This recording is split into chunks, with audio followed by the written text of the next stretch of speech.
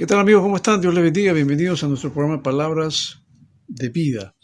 Permítanme compartir con ustedes un tema que lo he titulado Dios unge a los hombres y no a los métodos. Yo creo que es importante en estos tiempos que la iglesia empiece a tomar conciencia de orar, de pasar tiempo en oración. Especialmente los líderes, ¿no? Aquellos que están dedicados a predicar, a enseñar la palabra, son los que más tienen que sacar brillo a este tema de la oración. Robert Murray McCheyne, él dijo, busca la santidad en todos los detalles de tu vida. Toda tu eficiencia depende de esto, porque tu sermón dura solamente 1 o 2 horas, pero tu vida predica toda la semana. Si Satanás logra hacerte un ministro codicioso, amante de las adulaciones, del placer, de la buena mesa, habrá echado a perder tu ministerio. Entrégate a la oración para que tus textos, tus oraciones y tus palabras vengan de Dios. Y él recordaba a Martín Lutero que, según se dice, él se pasaba en oración las mejores 3 horas del día. Martín Lutero efectivamente oraba 3 horas diariamente. Y después de orar 3 horas, se ponía a hacer las labores que correspondían pues a su ministerio. Sí, es verdad. El método de Dios se concreta en los hombres. La iglesia se aboca muchas veces a buscar métodos, sistemas, están buscando modelos de crecimiento, y no estoy por si acaso en contra de esto, pero me doy cuenta que parece que hay una especie de efervescencia en la búsqueda de estas cosas y poco tiempo en oración. Como si los métodos fueran lo que va a resolver realmente los problemas de la iglesia, y no es así. Pero como muchos pastores están buscando que sus iglesias crezcan, entonces están viendo a otras iglesias, a las mega iglesias, y tratar de entender qué es lo que hacen, qué sistema usan, qué métodos usan, y los importan, ¿no?, a su propia iglesia para aplicarlos. Y bueno, a veces no funciona, en muchos casos no funciona, y desechan ese método para ir en busca de otro. Cuando no se dan cuenta que realmente Dios no se va a glorificar a través de los métodos. Dios se va a glorificar a través de hombres ungidos. Dios busca mejores hombres. El autor del libro de Miqueas, que lleva el mismo nombre, Miqueas, capítulo 6, verso 8, dice, oh hombre, Él te ha declarado lo que es bueno. ¿Y qué pide Jehová de ti? Solamente hacer justicia, llamar misericordia y humillarte ante tu Dios. Y esta última frase, humillarte ante tu Dios, yo pienso que tiene que ver con la búsqueda, con el tiempo de oración que uno debe invertir para buscar de Dios su gracia, su sabiduría, su poder, y lo que necesitamos, creo yo, en una sociedad tan perdida y corrompida que nos toca vivir, que es el poder de Dios, la unción de Dios. Lo que la iglesia necesita hoy día no es una maquinaria más abundante o perfeccionada, ni nuevas organizaciones, ni métodos más modernos, sino hombres que puedan ser usados por el Espíritu Santo, hombres de oración, poderosos en oración. Recuerdo mucho lo que dice Hechos, el capítulo 4, versículo 31, cuando los apóstoles y los creyentes fueron amenazados por los religiosos para que no prediquen el Evangelio. ¿Qué hicieron ellos? No salieron despavoridos, no salieron corriendo, huyendo de las amenazas, sino como dice Hechos 4:31, cuando ellos escucharon eso se pusieron a orar. Y cuando hubieron orado, el lugar en que estaban congregados tembló, y todos fueron llenos del Espíritu Santo, y dice, y hablaban con denuedo la palabra de Dios. Eso es lo que hace falta en estos tiempos, hablar con denuedo, hablar con valor, hablar con poder. Hoy en día hay mucha gente que se sube a los púlpitos, pero la pregunta es, ¿cuánto tiempo han pasado en oración para subirse a un púlpito? ¿Cuánto tiempo han estado de rodillas buscando a Dios para compartir la palabra? Creo que, bueno, no estoy juzgando, no estoy tampoco señalando a nadie con el dedo. Yo creo que cada uno tiene que hacerse su propio autoexamen, tiene que hacer su mea culpa si es que está fallando en el tema de la oración. Porque hoy escuchamos de todo, la verdad yo escucho sermones que parecen más bien disertaciones científicas. Muchos predicadores yo los veo ya como psicólogos, y no tengo nada con los psicólogos, por si acaso.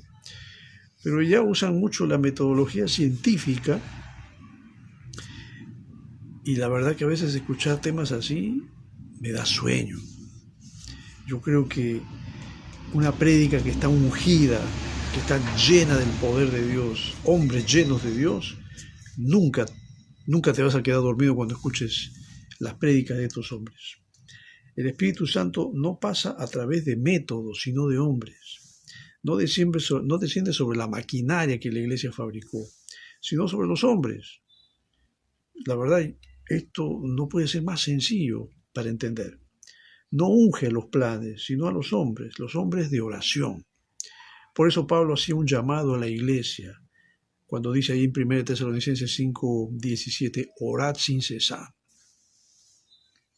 Los apóstoles no querían dedicarse a temas sociales. Cuando hubo el problema de la distribución de la ración de comida entre las viudas griegas y los judíos y las judías, entonces los apóstoles no querían meterse en ese problema. Por eso que nombraron a los diáconos, para que ellos no descuidaran lo que ellos llamaban el ministerio de la palabra y de la oración. No podemos abocarnos a las mesas, dedicarnos a servir a las mesas. Nuestra función es el ministerio de la palabra y de la oración. ¿Te das cuenta que las dos cosas van juntas? Un sermón bien elaborado, un sermón bien homilético, pero que no tiene oración, no tiene unción, va a ser como un metal que resuena o un címbalo que retiñe. Pero un hombre que probablemente sea preparado, sí, pero tal vez no tenga todas las habilidades para hacer un sermón homilético, pero si ese hombre es un hombre de oración y pide a Dios y clama a Dios, te aseguro que esa prédica va a ser poderosa. El Espíritu Santo no pasa a través de métodos, sino de hombres. Bueno, estoy recalcando lo mismo. No desciende sobre la maquinaria, como ya dije, sino sobre los hombres. Nosotros los creyentes venimos a ser el conducto, el medio, y ese conducto como eran los instrumentos que se usaban en el templo, en el tabernáculo de reunión. Me pongo a pensar en el candelabro que era, mejor dicho, un instrumento de oro, y que los conductos por los cuales tenía que pasar el aceite, pues tenían que estar limpios, ¿no? Cada conducto tenía que estar habilitado para que pueda pasar el aceite y así pueda alumbrar. El creyente es como un conducto, como ese conducto de oro para el aceite divino. El tubo no solo debía ser de oro, además tenía que estar limpio para que nada obstruya el libre paso del aceite y no tuviera agujeros, para que nada se pierda. Por eso que el candelabro tenía que ser bien elaborado, bien hecho, y no permitir que haya fuga de aceite. Esto yo lo comparo con la vida del creyente. El creyente también está llamado a ser, por así decirlo, un conducto de oro. El oro en la Biblia implica mucho con la idea de la santidad, la pureza. Obviamente que el instrumento de Dios tiene que ser un hombre santo y puro, porque es así como el aceite de la unción del Espíritu Santo va a poder fluir con libertad. Por eso que el autor de Hebreos dice en el capítulo 10, versículo 22, y hace una exhortación a los creyentes cuando dice, acerquémonos con corazón sincero, en plena certidumbre de fe, purificados los corazones de mala conciencia y lavados los cuerpos con agua pura. te das cuenta entonces de la importancia de estar interiormente limpios, estar saneados, que no haya nada malo que nos contamine, para que el Espíritu de Dios pueda trabajar bien, usando nuestras vidas como instrumentos de bendición. Como la leche del seno de la madre, que tú sabes, le transmite vida al niño de pecho. Así todo lo que el creyente dice está saturado por lo que él es.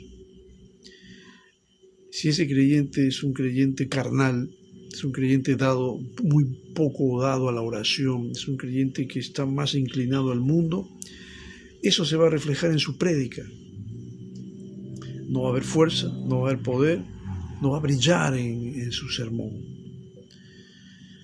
El tesoro está en vasos de barro y el sabor de la vasija impregna el contenido y puede hacerlo desmerecer.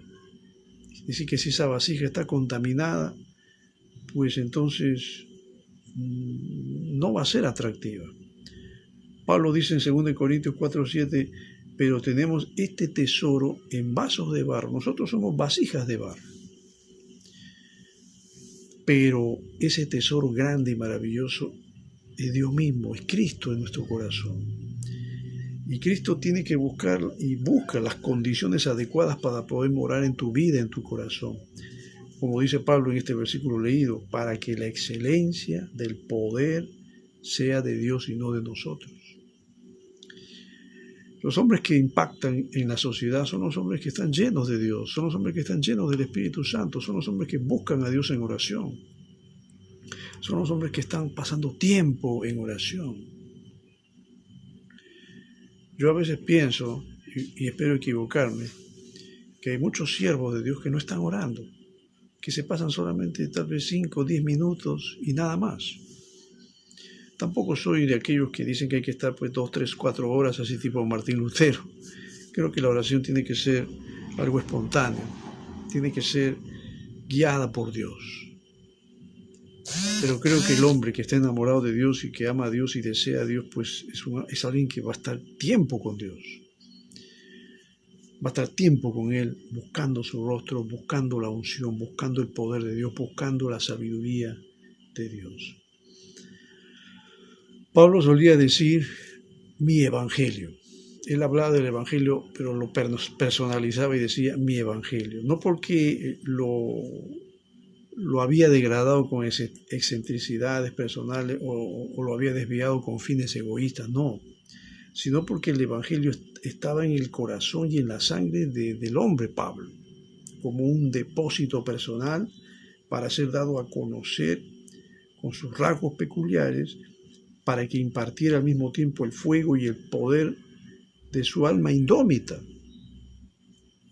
Porque Pablo era un hombre de carácter, yo lo concibo como un hombre de carácter, un tipo, era un líder, sin duda, pero antes de ser Pablo, él era Saulo y un perseguidor de la iglesia, es decir, que toda su energía y su fuerza la canalizó para irse contra la iglesia.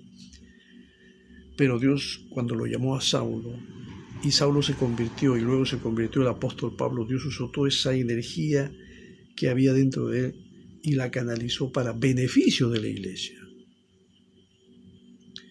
Jonathan Edwards decía, perseveré en mi propósito firme de adquirir más santidad y vivir más de acuerdo con las enseñanzas de Cristo. El cielo que yo deseaba era un cielo de santidad. Él mismo se esforzaba en llevar una vida de pureza y de santidad, lo que implicaba seguramente el renunciar a muchas cosas del mundo que probablemente a muchos les atrae todavía. Pero por lo mismo de que él buscaba la pureza y la santidad, entonces él renunciaba a todo aquello que pudiera dañar o obstruir ese objetivo. Los hombres que tienen a su cargo formar una generación piadosa han de ser mártires, valientes, heroicos y compasivos. Si son tímidos, contemporizadores, ambiciosos de una buena posición, si adulan o temen a los hombres, si su fe en Dios y su palabra es débil, si su espíritu de sacrificio se quebranta ante cualquier brillo egoísta o mundano, no van a poder conducir a nadie hacia Dios. El Señor se molestó mucho con los profetas de su mismo pueblo, los falsos profetas. Y el libro de Jeremías creo que es uno de los libros que habla mucho acerca de los falsos profetas que se levantaron en la nación de Israel y en Judá. Pero mira lo que dice en Jeremías capítulo 23, versículo 14, con respecto a estos falsos profetas. El Señor denuncia y dice: en los profetas de Jerusalén he visto torpezas, cometían adulterios, andaban en mentiras y fortalecían las manos de los malos para que ninguno se convirtiese en su maldad. Me fueron todos ellos como Sodoma y sus moradores como Gomorra. Mira el nivel moral y espiritual de estos hombres que se hacían llamar profetas, pero que estaban viviendo en pecado. Hombres que amaban los deleites del mundo. Oye, si hay un predicador, un pastor que ama los deleites del mundo, y espero que ninguno de ellos me esté escuchando ahora, pero si tú estás en esa situación, yo por favor te diría que dejes el ministerio. Renuncia al ministerio, porque estás en un escenario peligroso para ti. Porque mientras tu vida no está en concordancia con lo que Dios quiere de ti, no estás a tono con la vida de santidad que Dios está esperando de ti, pues mejor es tirar la toalla, mejor es hacerte a un lado y dedícate a otra cosa. Porque el siervo de Dios tiene que ser un hombre consagrado a Dios. Dios demanda no grandes talentos, ni grandes conocimientos, ni grandes predicadores, sino hombres grandes en santidad, en fe, en amor, en fidelidad, grandes para con Dios. Hombres que prediquen siempre la sana doctrina y por medio de vidas santas. Estos son los que pueden modelar para ser una generación que sirve a Dios. Pablo dice en 1 Corintios 9, 26, 27, así que yo de esta manera corro, no como la aventura, de esta manera peleo, no como quien golpea el aire, sino que golpeo mi cuerpo y lo pongo en servidumbre, no sea que habiendo sido heraldo para otro yo mismo venga a ser eliminado. Pablo mismo se consideraba como un modelo, pero él no quería ser pues un modelo caprichoso y que tuviera ocurrencias antojadizas, carnales y mundanas. No, él era un hombre que se sometía a una disciplina. Por eso él dice: yo golpeo mi cuerpo. Una forma de decir: yo trato de ser riguroso conmigo mismo y trato de poner mi cuerpo en servidumbre, pero para la voluntad de Dios, no para hacer lo que a mí me da la gana. Porque él dice: no sea que habiendo sido heraldo, habiendo sido como un ejemplo, una inspiración para otros, yo mismo venga a ser eliminado. ¿Te das cuenta entonces que no es solamente predicar?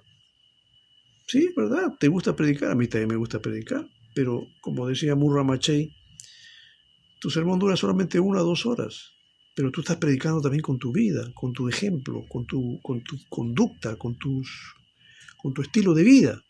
También estás predicando así. Y eso es lo que hay que cuidar.